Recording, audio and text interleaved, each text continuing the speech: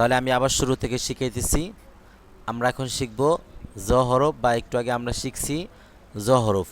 তাহলে আমি বলছিলাম যে হরফ আমরা এখানে শিখব অথবা বাচ্চাদেরকে যখন শিখাবো, আমাদের সর্বপ্রথম কাজ হচ্ছে সেই হরফের প্রণালী খুঁজে বের করা। জ কোন প্রণালী হরফ?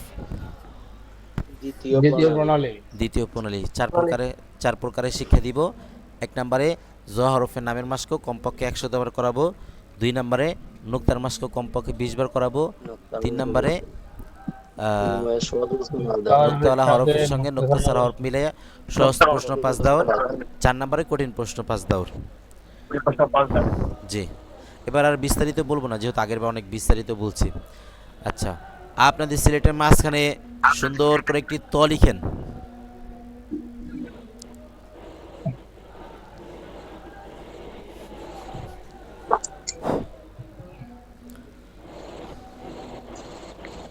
সকলেই বোর্ডে দেখেন, ত লিখছেন? সকলেই বোর্ডে দেখেন, উপরে এইভাবে একটা দেন। সকলেই বোর্ডে দেখেন, এটার নাম নকতা। যেহেতু আগে কখনো নোক্তা পড়ে নাই, এই জন্য বাচ্চাদেরকে জীবনে প্রথম পড়তেছে, এই জন্য বাচ্চাদের আগে নোক্তার পরিচয় দিবেন। এটার নাম নকতা। নকতা নকতা। সিলেট উল্টায় রাখেন। সকলে আমার মুখের দিকে দেখতে থাকেন। জ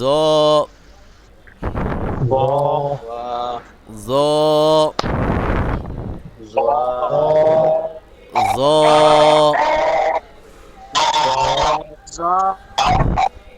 জ। এভাবে হেঁটে হেঁটে হরফের নামের মাসকে কমপক্ষে 100 বার করাইবেন। সকলেই বোর্ডে দেখেন, এই হরফে নোক্তা আছে? কোন দিকে? কয় নোক্তা? জর উপর 1 নোক্তা। জর উপর 1 নোক্তা। জর উপর 1 নোক্তা। সিলেট হাতে নেন, হাতে ধরে পড়েন। জর উপর 1 নোক্তা।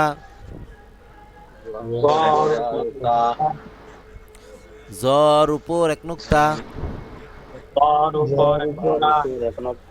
জর উপর 1 নোক্তা। এভাবে নোক্তার মাস্কও কমপক্ষে 20 বার করাবো। এবার সহজ প্রশ্ন 5 দাউর। একটু আগে আপনারা শিখছেন সহজ প্রশ্ন কি, 5 দাউর কি। সকলে বোর্ডে দেখেন, উপরের নোক্তা মুছেন। সিলেট দেখান, নাম বলেন। উপরে একটা নোক্তা বাড়িয়ে দেন। হ্যাঁ, উপরে একটা নোক্তা দেন। সিলেট দেখান, নাম বলেন। এ হচ্ছে সহজ প্রশ্ন 1 দাউর। আবার উপরের নোক্তা মুছেন, সিলেট দেখান, নাম বলেন। উপরে একটা নোক্তা বাড়িয়ে দেন। সিলেট দেখান, নাম বলেন। 2 দাউর। এরকম সহজ প্রশ্ন 5 দাউর দিবেন। এবার কঠিন প্রশ্ন 5 দাউর। ত বানান, সিলেট দেখান, জ বানান, সিলেট দেখান। 1 দাউর। ত বানান, সিলেট দেখান, জ বানান, সিলেট দেখান। 2 দাউর। এরকম কয় দাউর দিবেন?